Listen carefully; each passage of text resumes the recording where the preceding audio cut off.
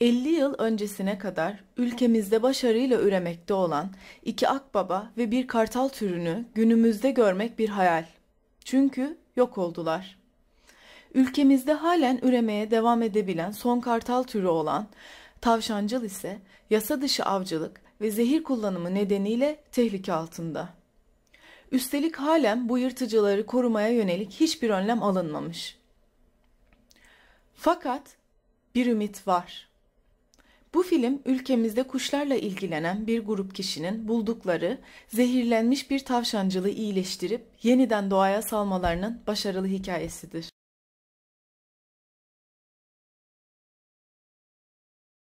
Gördüğümüz bu kartalımız, Kıbrıs'ta yaşayan tek kartalımız Tavşancıl. Kalkanlı Göleti'nde doğaya bırakılan, zehirlenip bırakılan leş yediği için zehirlendi. Kuşu yakaladı. Veterinere götürdük. Veteriner arkadaşlar kuşumuzu kurtardı. Birkaç gün orada kaldıktan sonra buraya getirdim. Üşendikten sonra kafesin içerisinde atılıp kendine zarar vermemek için bugün burada usulüne göre kuşumuzu yakalayıp doğaya bırakmak için toplandık. Bu kış benim için bir şeydi, bir hayal gibiydi. Özellikle Kalkanlı Göleti çok büyük bir beslenme vardı. Orada sıkça görüyorduk, fotoğraflamak istiyorduk. Bazen avlanmasını dahi çekebildik. Bu kuşu Sadık Hoca bana haber verdiği zaman ve onu orada yakından gördüğümde aklıma yeni doğmuş çocuklarım geldi. Yeni doğmuş çocuklarımı ne kadar dünyaya geldiklerinde heyecanla sevdiysem ve içimden bir endişem vardı çocuklarımda. Aman acaba çocuklara bakabilecek miyim? Bu kuşu da bulduğumuz zaman ve sorumluluğu üstlendik. Aman acaba bu kuşu yaşatabilecek miyiz gibi bir heyecana kapıldım. Ertesi günden bu zararlı zehirlenmenin ortadan kaldırılması için Güzelyurt Belediyesi ile temasa geçtik. Sağ olsunlar geldiler ve o bölgedeki zehirli hayvanları, ölen köpekleri kaldırdılar. En azından başka kuş veyahut da başka hayvan zehirlenmesin diye. İnşallah bu kuş bugün hepimiz tarafından doğaya salınır ve orada yaşamını sürdürür. 10 kusur çift olduklarını, en azından Kuzey Kıbrıs'ta olduklarını tahmin ediyoruz. Tabii ki bu %100 bir rakam değildir. Bizim gözlemlerimizle, son 3-5 arkadaşımızın 3-5 yıl içerisinde yaptıkları gözlemlerle ortaya çıktı ama en azından bir farkındalık oldu. Bundan sonra daha iyi rakamlarını görebileceğiz.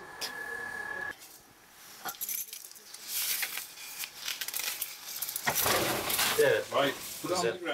This is its oldest tail feather. All the other feathers are adult. 1 to 11 on the left wing are all adults. Probably 3 years, but not more. Yes. Yeah. Right. If we can weigh it. 2.8. 51.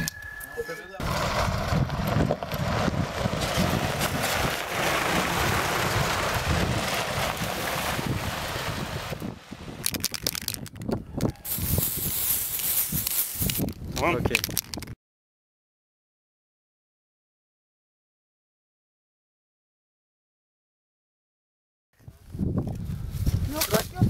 Tamam.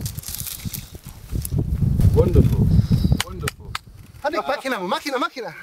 White spot in the middle of it between its wings.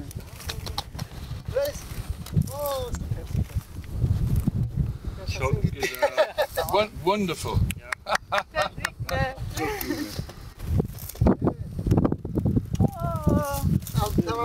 Fantastic. Well done.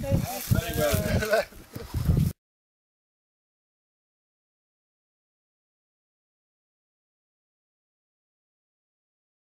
I've been involved in ringing birds as a tool to learn about their life histories since 1955. I was the first ringer to come to Cyprus and use BTO rings in 1958.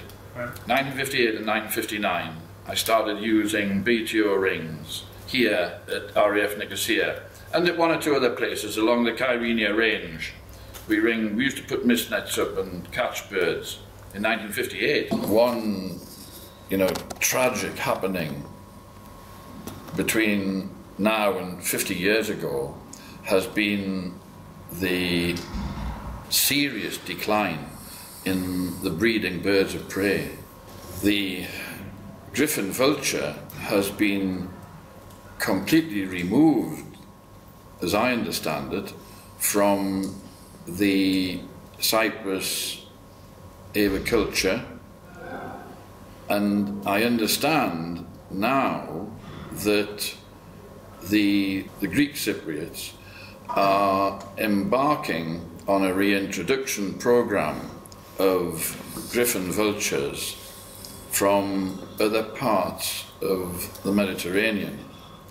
But one thing that worries me is the liberal, indiscriminate use of illegal poisons in the island of Cyprus, which, if unchecked, it will cause enormous problems with any release program of griffon vultures.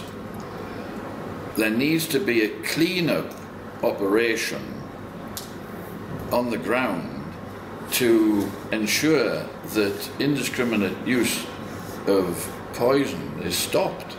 Otherwise, you're just going to kill any of the griffon vultures that are released into the wild. I mean, the griffon vulture is a scavenging species. The vultures of the world are the best scavengers that there are. And if there are dead things to scavenge, the vultures will find them and kill themselves in finding them, because they'll pick up the poison straight away. And unlike the Bonelli's eagle at Christmas, the griffon vultures will get immediate poisoning, not secondary poisoning, the lanate in the Bonelli's eagle case. And certainly, when I was first here in 1958, you could go out on the Massoria plain and look up and watch griffon vultures flying all the time. They were very common. There was large numbers, and it's a big bird, Now, if you look at what happened in France and Spain, and particularly France exterminated the griffon vultures by shooting them. They just went out and shot them because there was something to shoot. Eventually, they were extinct. And exactly the same is happening here. Now France and Spain have reintroduced the vultures successfully, and now griffon vultures are breeding again in southern France. The lammergeier has been reintroduced to the Pyrenees successfully, and black vultures have been introduced to southern France successfully. They didn't have to introduce the Egyptian vulture because it came itself. As soon as the griffon vultures were nesting in colonies, exactly the same old sites that they nested in, a long time ago, the Egyptian vultures returned to nest among them. You can reverse the process.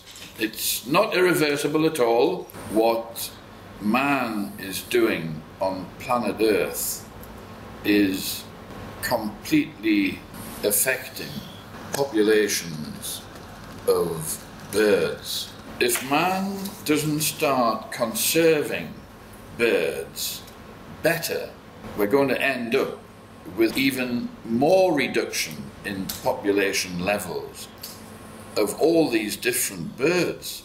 You can't just go on killing these birds willy-nilly in such numbers and expect them to still carry on living on planet Earth.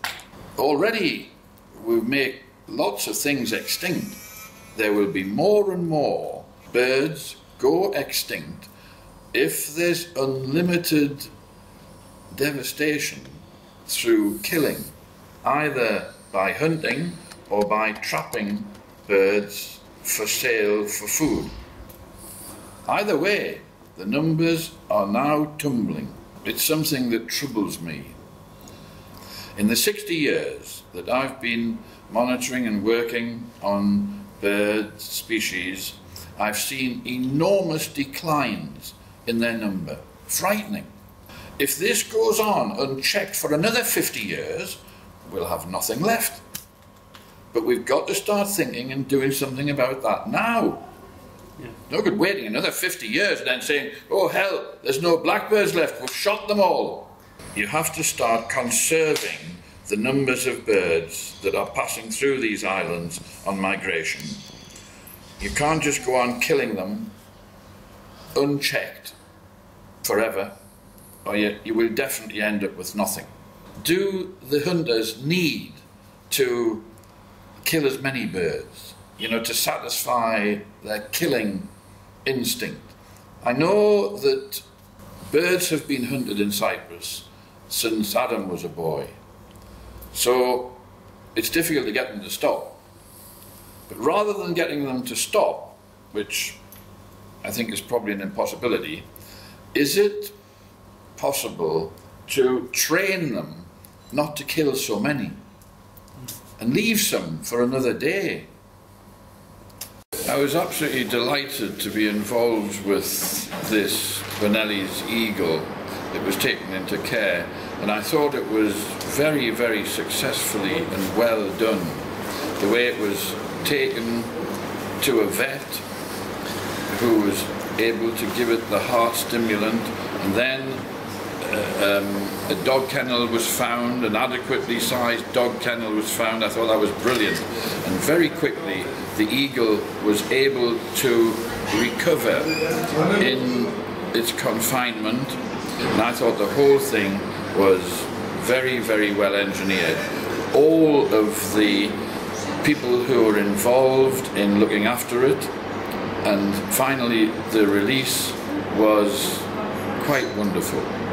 I was delighted to be asked to be at the release, and it was probably just as well that I was, because it wasn't the easiest thing to handle. But we got that right, and it flew off very successfully. Thank you. Thanks, Brian. 3 Şubat 2013'te Birtan Gökeri, Kalkanlı Göleti'nde bir tavşancıl gördü. Çektiği fotoğraflarda kuşun kanadının altındaki renkli boya kolaylıkla görünüyordu.